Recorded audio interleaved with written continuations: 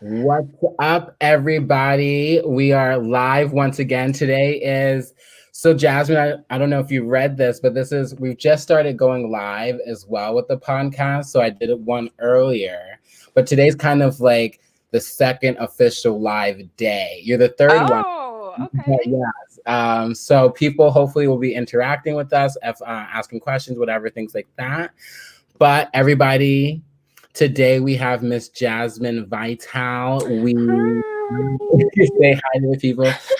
She is a fitness, I was going to say instructor, but fitness trainer, entrepreneur. I know her.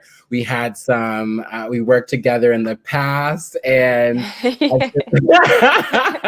I've been inspired by honestly her journey in the fitness world. Like you've always had Miss Body Audie, but you Ah, definitely turned into Miss Body Audie Audie Audie. you know.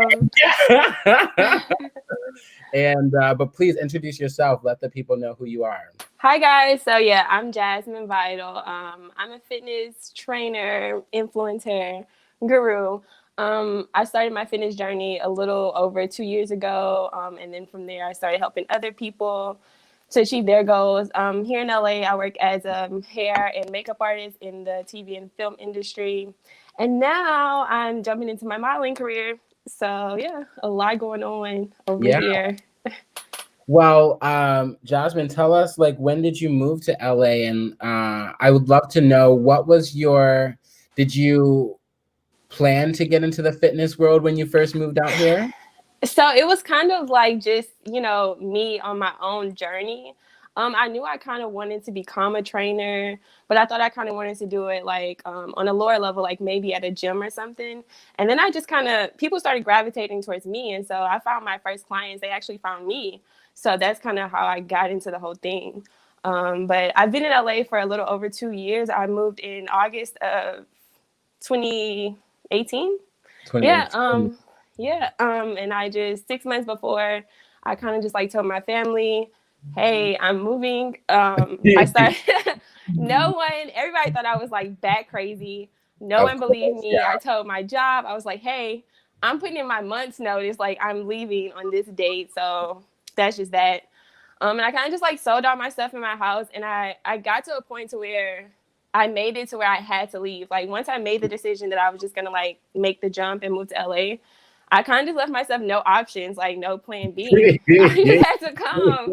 I didn't have a place to live anymore. I had no thing. So yeah, Yeah, I took what I had and I came to LA, and I've been here, grinding it out ever since. grinding it out. Yeah. Well, one of the reasons why I asked you in particular to be on, I will actually admit this to you. You're in my journal as one of the first 10 few people that I wanted to ask, but I was a little too nervous to. But one of the reasons I have you on now is especially because you left Louisiana, right? Yeah, right. Charles. And Lake Charles has definitely seen some better days, if you will, than Yeah, the last few weeks and months. Can you definitely. talk a little bit about what's happened, how that's affected you, how that's affected some people that you may know? Yeah, so back home in Lake Charles, Louisiana, on August 27th, I believe a Hurricane Laura hit. It's like a Category 5 hurricane, and it literally destroyed the whole city. I grew up there. All my schools are there, all destroyed. Everything is just literally um, just damaged. There's people are literally have nothing to go back to. My family, I know, was displaced. Two of our homes were completely unlivable. All the items, all the clothes, everything that they left in the house, unsavageable. So literally left with nothing. All of my friends misplaced, displaced. Everyone's was in Texas and Louisiana. FEMA, there was like no broadcasting on, I guess, the hurricane. They kind of just didn't think it was that serious, because Wow. we didn't get a surge. So they were expecting us to get a surge afterwards that was Just kind of going to because, wipe everything away. yeah, But we didn't get that. So we also didn't get the coverage that we needed. So FEMA, there was really no government assistance for like the first 2 weeks. Now that people are seeing a little bit more help, there are a lot of organizations and people that obviously donated the money and the items that they needed at the time, and people are still donating. But Yeah. as of like yesterday, I believe the city is open. There's lights, there's electricity. People are living off of generators. There's been like 7 deaths, I believe, in the Oh, city. Yeah, wow. it's a really bad thing. It's like crazy, and no one's like trying to help. So, yeah, that's my family. They're doing, you Well, know, well, when you say displaced and when you say, yeah, when you say displaced, what does that mean exactly? Like, what does that mean for your family, for those homes to be pretty much destroyed? Like, where meaning, what does that look like for you guys? If you can talk about it, if you feel comfortable. yeah, absolutely. That means like having to evacuate to other cities around Louisiana. So that's like Baton Rouge, Louisiana, New Orleans, Louisiana, Houston, Texas, Dallas, Texas. So you evacuate to those places and they put you up in hotels. They give you stipends maybe for like a couple nights or so, but everything else you're footing on your own bill. So imagine people that don't have it. I mean, we're also in COVID. So imagining people that don't have a Yeah, savings account, people completely. don't have house insurance, insurance on their Yeah, items. yeah, So they're left without. And it's just nobody knows what to do. It's a catastrophe, if you yeah. will. No, real talk. I mean, it reminds me, if you will, of Hurricane Katrina, and just as much as the destruction that was there. And I mean, I still know cities that are still rebuilding from Hurricane Katrina, and that was many years ago, let Yeah. alone something that was just a few weeks ago. In quarantine and a pandemic, and FEMA, I know, also helping out through unemployment, through the other things. So where if there is enough resources, have you seen, now that there has been some kind of support, has there been, I'm assuming still not enough really, and like how does that look like for families? Apply, do people apply for help, or what does that, what, is it a wait process, is it It's that? definitely a wait process from what I'm hearing. People, you're on the phone with FEMA for hours and hours on end trying to get someone to answer, your call, and then you have to make a claim. I know a lot of people got denied because they didn't have, insurance on their property or their items. So if you don't have insurance, and they're not trying to help either. Oh, So it's all over the place. And there's people like for the hotels I know, like hundreds of people having to wake up every morning and go stand in a line to no hopefully way. maybe have somewhere for their family to lay To the get a night. room or something. No, Yeah, so that's insane, that's insane. Well, one of the reasons I want to obviously have you on and talk about this is because I want to have people hear about what's going on. And we'll definitely talk about your journey into moving in LA and your fitness journey, but I would love to find a way, or like, is there, how have you been, because I've been looking at some of your videos and things that you've posted, and you've reached out, and it's not even exactly monetary, it's like donation, like clothes, yeah. fit canned goods, things like that. Obviously I'm kind of already saying things, but are there ways that people that are listening may be able to give back or support, and how can they do that? Are there organizations that you feel are doing the work, since you have family and friends around that area? Okay, so yeah, actually, I know about 7 to 8 people here in LA that's actually from, my hometown. Oh, So I wow. reached out to those people and we've gotten together, formed a group, and we've been taking monetary donations as well as the canned goods and the food, and everything in hopes to bring the stuff back. So we've had 2 successful donations this past weekend and then the weekend before. We have a ton of things. People have given us great clothes that people can still wear, like shoes, baby items, like just amazing things so far. So now our only problem is trying to figure out a way to get the items back to Louisiana. So Mm, that's paying for like a shipping and U-Haul stuff. Yeah. or a truck company or something like that. So now we're at the point where we might just have to start asking for, monetary donations to actually purchase the vehicle to get the items back, because we have a lot of stuff that we need to give back to the people. That's awesome. Well, I'm glad that you guys are getting the actual resources to ship over there. What are you, have you guys set up any GoFundMe's or anything like that where people are doing, able to send monetary donations? Yeah, so I know everyone has a GoFundMe, but because we want the money soon to get the items back as soon as possible, we went a Yeah. more modern route. So we have a Cash App or even a Venmo. We have a Cash App. It's Louisiana Strong 20. People can donate there. There's also people can send their inquiries to Louisiana Strong 20 at yahoo.com if you have any questions or concerns. Yeah, or reach out to me on my social media. People have been doing that as well, and I've been able to meet with people throughout the city if they want to just give like a $20 donation or whatever the case is. Definitely, Awesome. we're all open for that. I think there's actually a way. I'm kind of new to this streaming platform. We're doing it right now on Facebook, YouTube, and Twitch. I think you should be able to see the comment bar to the right. Do you see that as well? Yeah, where it's like chat. Yeah, exactly. If you can actually type in there and you can put your Cash App or Venmo or Louisiana, like any information, and the people will be able to see that. Can you still see me right now while I'm typing this? Yeah. Oh, interesting. So everybody, this is a new platform for us being live. Usually we use Zoom and then just stream, but TCID is big, growing up and doing big things now. So we're trying to do different things and all that. Yeah. But let me ask you this: how is your family doing? How are they? I know obviously you said they're doing their best, but like, is there anything that they're looking for more of right now? Or are they looking like, how are they supported? Is there any way that we can support you, especially in your family? Well, so there were people when I first initially I just got on my platform just to help my family. So from that initial post, people did give me monetary donations, and also there was this one guy, he took me and we went and bought all new underclothes and socks and just wow. lounge clothes for my family. I thought you were about to say he took you on a date. I was like, girl, I got a man. I am a taken woman.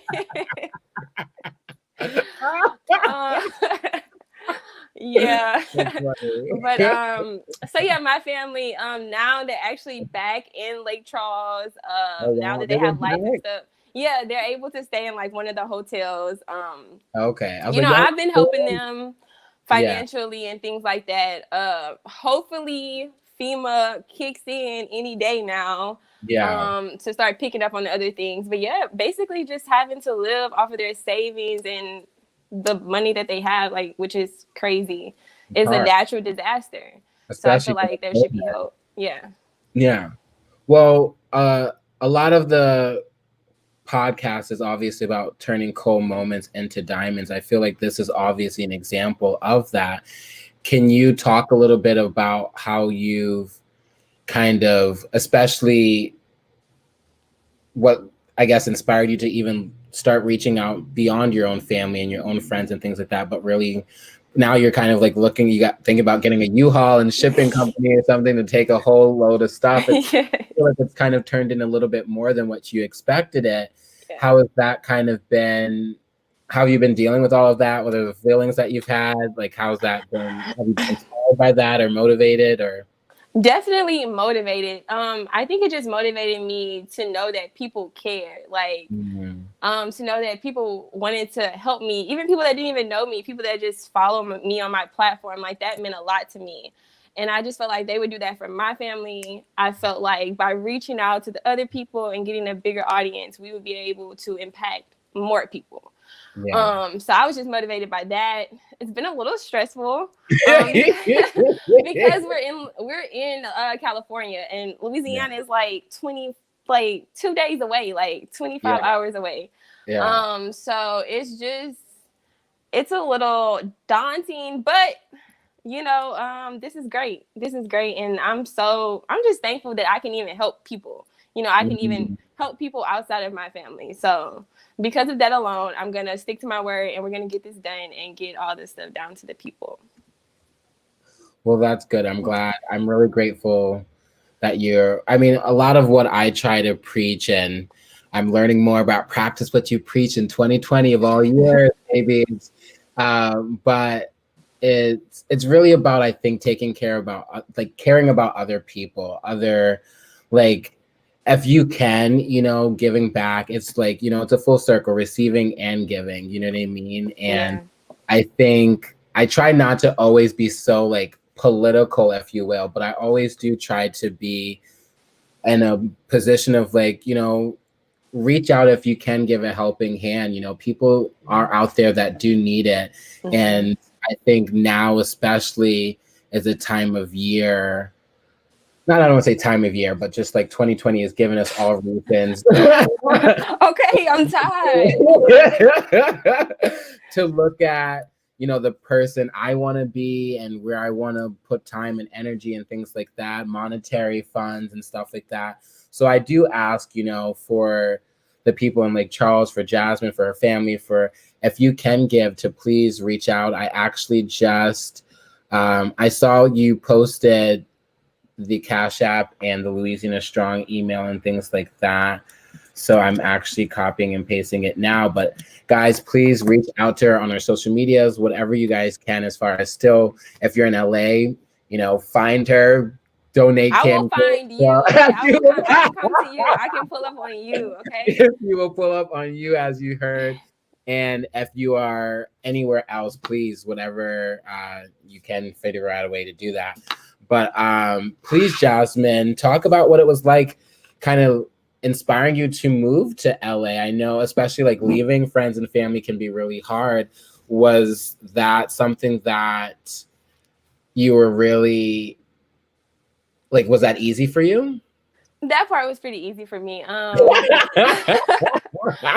of just been like my own free spirit. Like I Yeah. moved out at like 17 or 18. Like I've kind of Oh, been, wow, dope. very independent on my own type. So once I made the decision, it's kind of like, this is what I'm doing. So there's really nothing they could have said that would have kind of like changed my mind. Yeah. But furthermore, I think for me at the time, I was doing makeup. I was a makeup artist. Like I jumped out of college doing it. I didn't really pursue my career after college. I went straight into being like, having my own makeup business, being an entrepreneur. And I just noticed that, I don't know, it was kind of like limited where I could go in my hometown. Yeah. I did like so many weddings and so many like proms and special events. And I was just kind of like not inspired by that anymore. I noticed I made a couple trips to LA. I had came to like, the makeup shows and things. And I was seeing that they had girls just like me out here making money, like, doing what I was doing, making money. Yeah. So that kind of just like opened my eyes up to the business and the industry. I knew one girl from back home. She moved here like a few years beforehand, and she had completed makeup school, and she started getting like, gigs that were like, magazine publications and, Oh, yes. video shoots and just meeting amazing people. And she was like, if you come, I will connect you. Like, that's what we do. Like, I know you from back home. You're grinding. You're trying to do your thing. I will connect you to these people. And literally, that's all that I needed. But I mean, after I realized that I could go no further in Louisiana, I was like, I'm going to LA, And I think just moving here, I didn't realize what I was signing myself up for at first. I'm sure.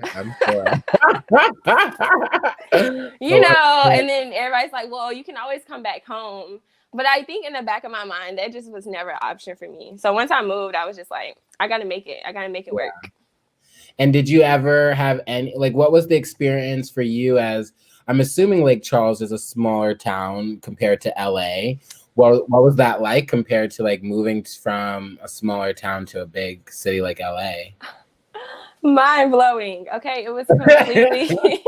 I imagine like Louisiana is a very different pace, It's a lot slower. It's like where you grow old and have your family, on the little farm with some horses. Mm-hmm. That kind of vibe. Everybody's real like Southern and warm, and when I first got here, I would like speak to people like, hi, like, how are you? And people just look at me weird. And it's just because the culture here, that's just how it is. People are a lot just in their own world, like not worried about you, don't care about you, that kind of thing. Well, because I feel like what I've said with other friends and like conversation is I feel like LA is the place where most people are very, confident in who they are and have a goal and dream and something in mind, where a lot of people are very focused on that, focused on themselves and that dream. So it's really hard to find people that include others in that dream. You know what I mean? Like, I think that there's a way to go after your dream and still care about others and, say hello Definitely. well and share a manager or contact or whatever. Because I feel like some people are very like, you have to get to know your own people. Like, I'm not going to share this information or whatever, and yeah. Yeah, no, people are definitely like that. But now being here so long, I can definitely understand why. Like, you kind of have to be that way, because if not, you'll kind of get lost in the sauce of things. Like, you'll get lost in the allure of, LA, the dreaming, Hollywood, all of that. So you really just got to stay focused and be grounded in who you are. That's very important. Yeah. That is very important. I will say that is very important. I think one of the things that I want to separate though is I think that you can do that, and like I think New York has a very similar fast pacedness. Yes, girl. Fast. It's just some ginger ale, y'all. I'm not doing wine midday. I ain't see no bubbles in there. But I think like New York is a very fast place as well, where it's like you kind of just got to be moving and grooving. And I think LA is similar to that. But I definitely think that there is I don't know, in a big city, I feel like there is a little bit more selfishness, if you will, than needs to be. Like, I think I find that, well, maybe I'm because we live. Let me stop, No, you definitely got to be selfish with yourself. Because I mean, it's just so much to live in here. It's a lot to do. It's a lot to be involved in. Like, it's a lot of things going on. So there's a lot. Yeah, you definitely got to be like focused. Like, but grinding. Like, focus and grinding for sure. But like, I guess what I'm still trying to say. Tell us what you're trying to say, G.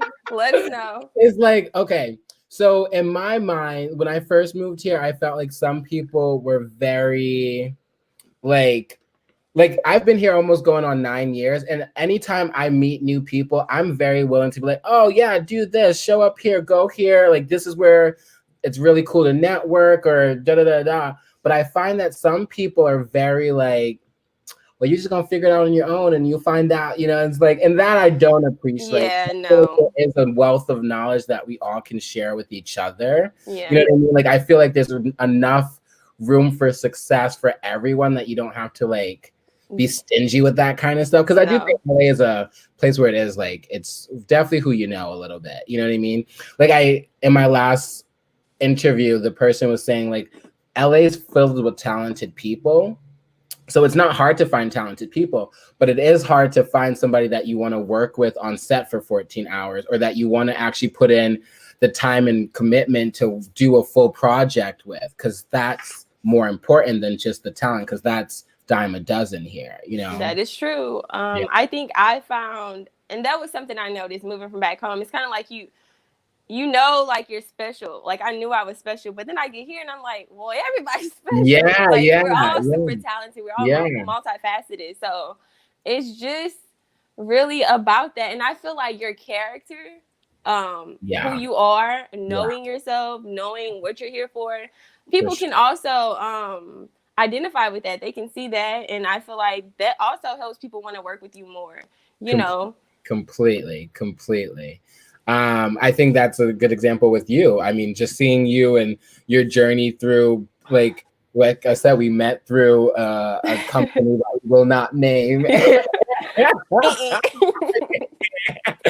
And, getting to see where you were and when you first came and where I was, and just seeing that journey, it's been really inspirational. But like, have you, because of course the podcast is Turning Coal into Diamonds, have you had any cool moments that have kind of, besides especially obviously what's going on with like Charles and your family, has there anything that's shaken you up a little bit since you've made the move and taken on your own kind of career?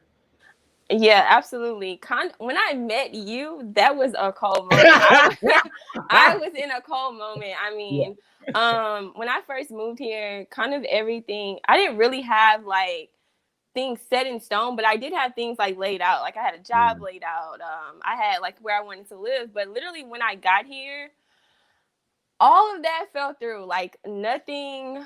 I had no plans. I had nowhere to live. Like I didn't have a job. Whoa. Where we met, like that was my last option. Like that was my last leg. Like Damn. yeah. And it was just so crazy. But looking back now, I was just able to see how God was moving in my life at that time. And Completely. all of that was definitely needed. But yeah, that was a really hard time for me. I mean, when I first moved here, I didn't have a job for like the first month. I'm Yeah. a college graduate. Like a lot of the jobs that I applied for or that I was going after, I was overqualified and I still couldn't get those jobs. But also it was, just God aligning me for what was meant for me.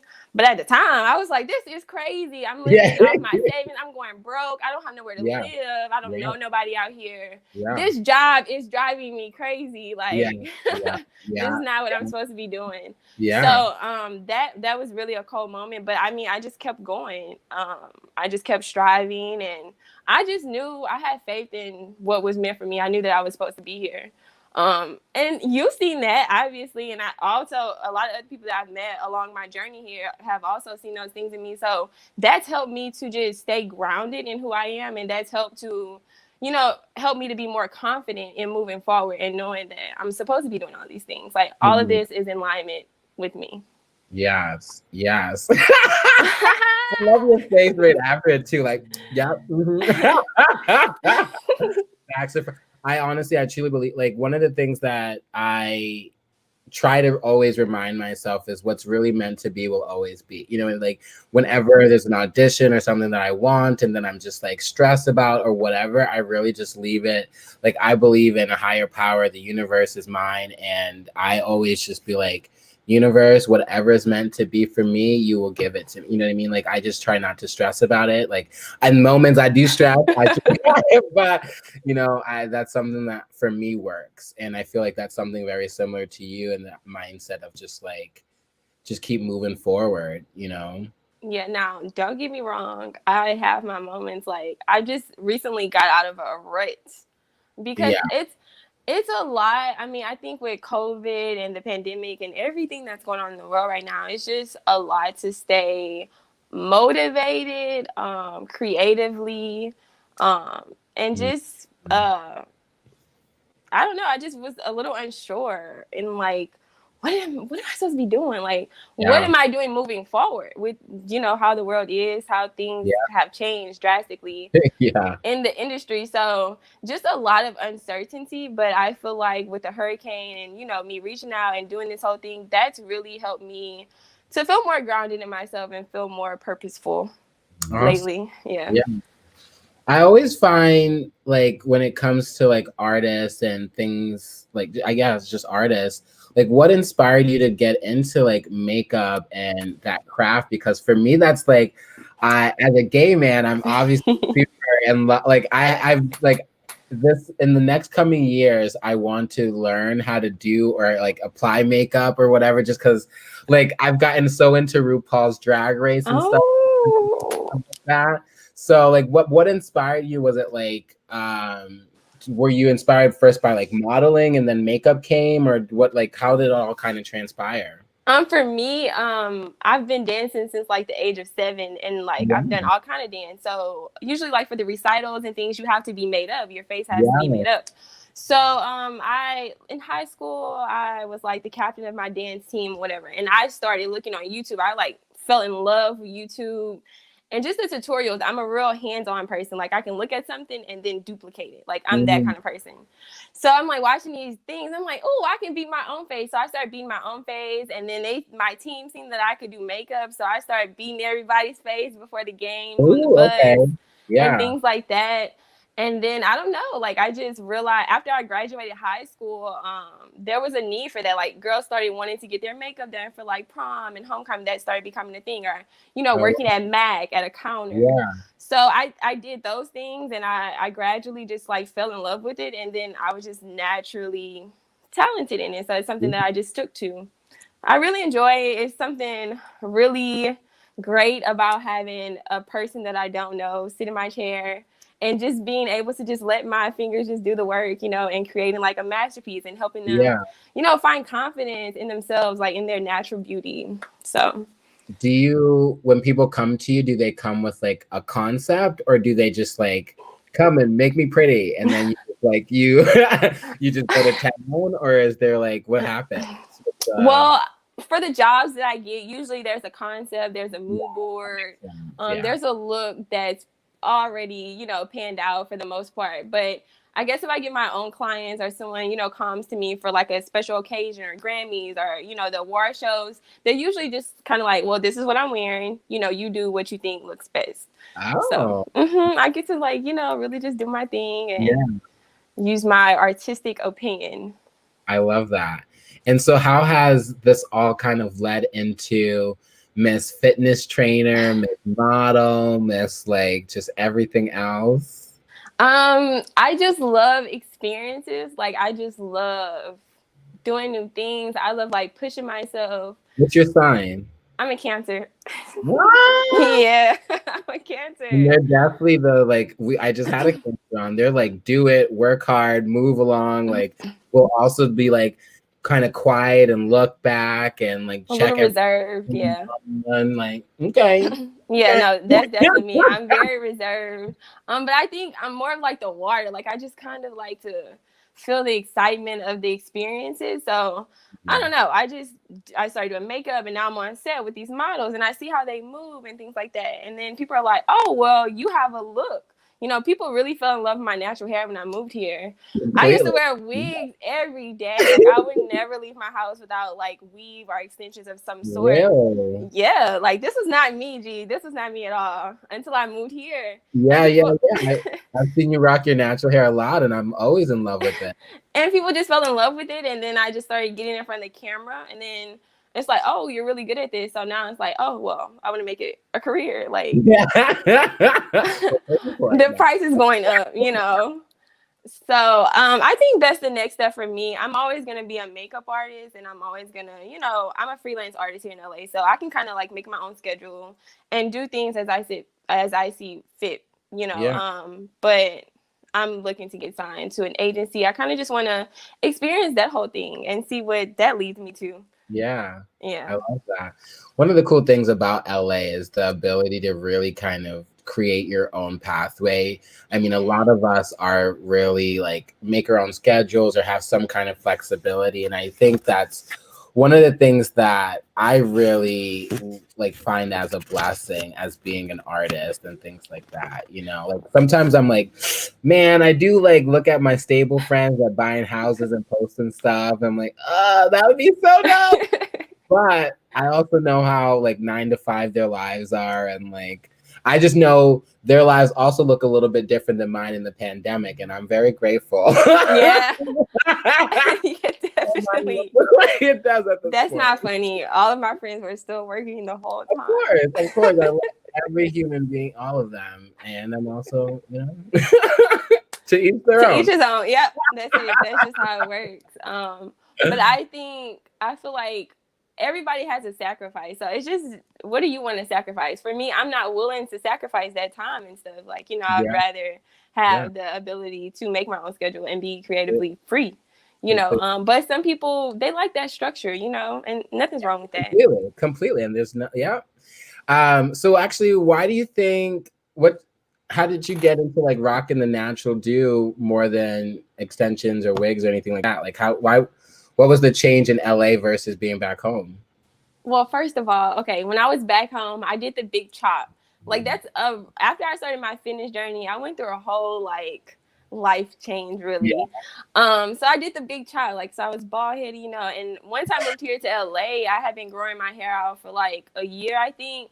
So I was just like, well, let me try to see how to do this, and in LA, everybody's free. So nobody knew me. I didn't have to like conform to, what people thought they knew about me. I could just like make my own person and, just start fresh. So that's Yeah. what I did. And I started wearing my natural hair and people loved it more. Like, so I don't know. I just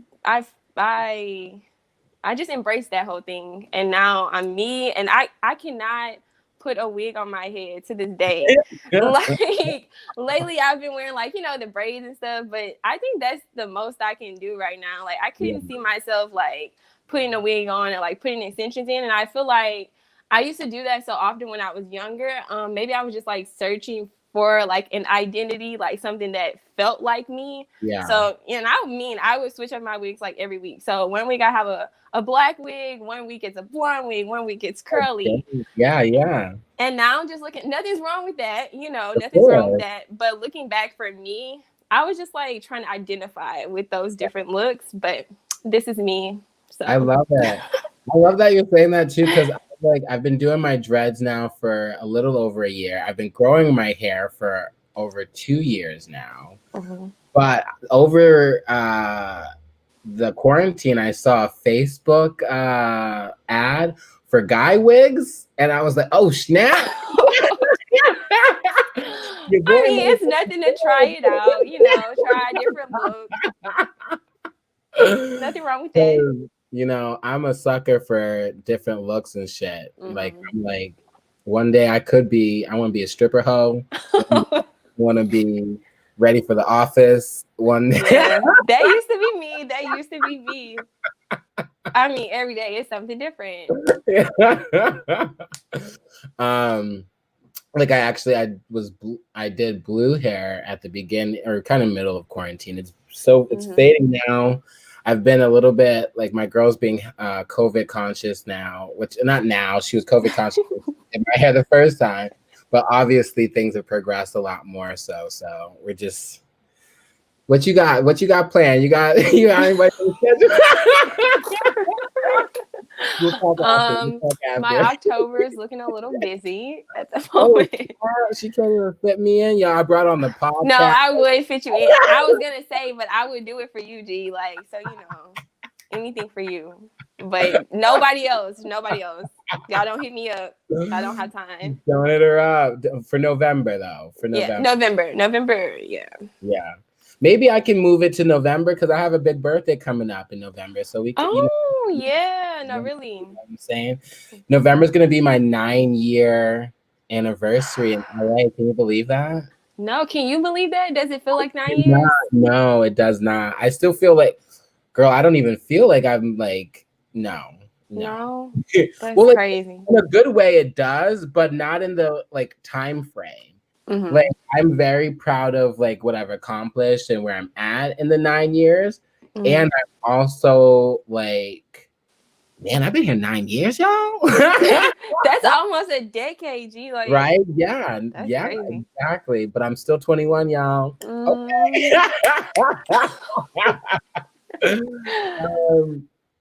Well, let's talk a little bit about the fitness journey. I kind of prefaced it and whatever, but like one of the things that I really was inspired by with you is like it seems like you really did it for you and it transpired into like just everything it is also now with clients. And I do you have an app now and stuff? Right? I don't. I'm working on my website and everything. Okay. COVID just kind of like stopped all that. There's no gym. I haven't seen my clients in like 6 months. So really? Yeah. Oh, wow. Yeah. So they may need you now for sure. Yeah.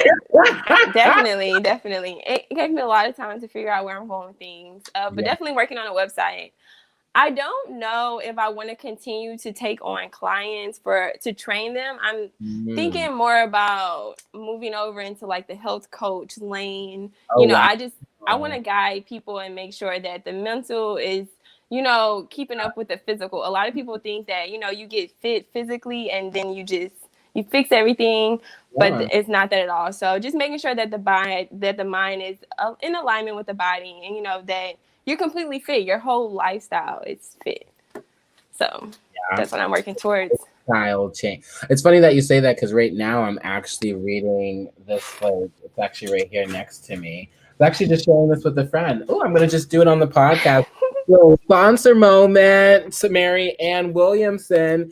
It's a course in weight loss, but it really focuses. It's called A Course in Weight Loss: 21 Spiritual Lessons for Surrendering Your Weight Forever. And it really is a whole like mind, like it's not really a lot about like dieting and but it really is about shifting your mindset around food, yourself, things like that. Like even just like some trauma stuff, like it's just like because it's really all connected. And I mean, it's not something that I didn't know, but it's definitely something that I didn't pay attention to because I'm usually the type of person where I'm not like, oh, I'll do all the working out, but then I'm not doing all the mental stuff, or I'll work on all the mental stuff and I'm not doing the working out type shit. And right now I'm really focusing on how to balance it all and do it all and be my best self and love everybody, even if they are Trump haters and all this kind of stuff and just BS and just like try to freaking spread more joy and positivity in the world and, you know, bring people together and all that. So thank you, Marianne Williamson. And I think I digressed from your question earlier, but to answer your question, how I started my fitness journey, I had just got out of like a really like toxic, bad relationship. Mentally, I was depressed. I was just unstable. Like, I would eat just to fill that void. Like I literally would eat just so that I wouldn't feel what was going on. All right. So I didn't have to listen to the thoughts in my head and, you know, just really deal with myself. And I did that for about 6 months. I was like in a really deep depression. And I realized that I was the biggest I had ever been in my life. Like I've always been like, you know, physically active. But I was just a lot bigger than I ever been. And I was just very uncomfortable. Like I didn't like how it looked on me. I didn't like how it felt. I didn't like how I would feel when I woke up in the morning. So I just literally made the decision one day. I had been procrastinating about getting a fitness coach. You know, at the time, that's when the fitness coaches had just started coming out on Instagram, that whole thing. Or you can get it online, you know, course, that whole thing. So I had been like procrastinating and pushing it off. And one day I just did it. I got me an online coach. I sent off my before pictures. I sent off all my information. They made me like a customized plan and a workout thing and all that. I started waking up at 6 a.m. every morning. I would, you know, get on YouTube and listen to those motivational, you know, videos and things just to get my mind working, you know, to pump my mind up because if you can't talk yourself into doing it, you won't do it.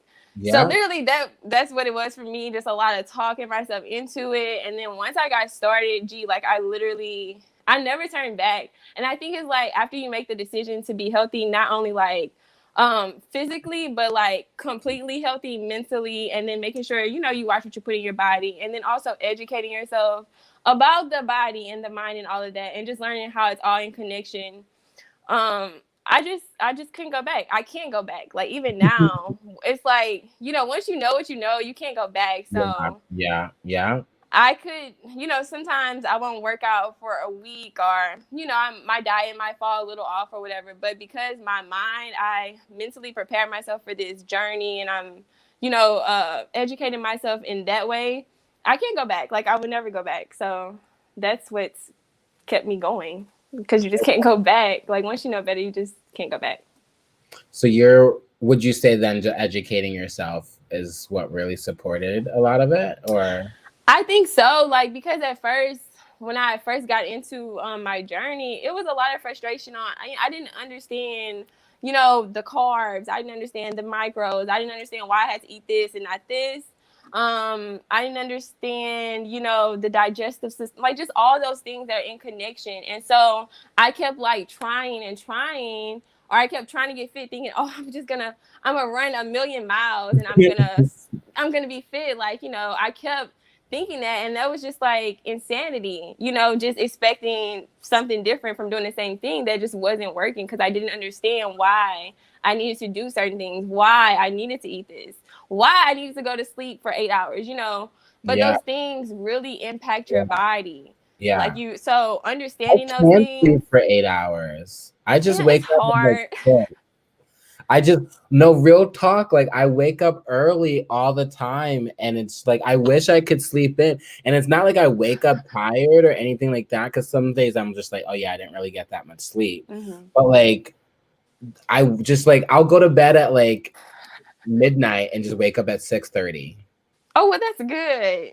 It's not 8 hours, but you should have went to sleep earlier than midnight. And you probably be on your phone and stuff like that. You probably be on your phone, on social media or something like that. So by a certain time, I just don't even be on my phone. Like I make sure I go to sleep. I'm attached to my phone. Real bad. Yeah. Mm-hmm. That is definitely for me an issue in my life that I've noticed for the last 5 years that I actually feel like I am getting carpal tunnel in my hand because like sometimes I'll be going to like text and my thumb like twitch it. Like I'm Yeah. so like nervous that I'm gonna have like Parkinson's disease or something.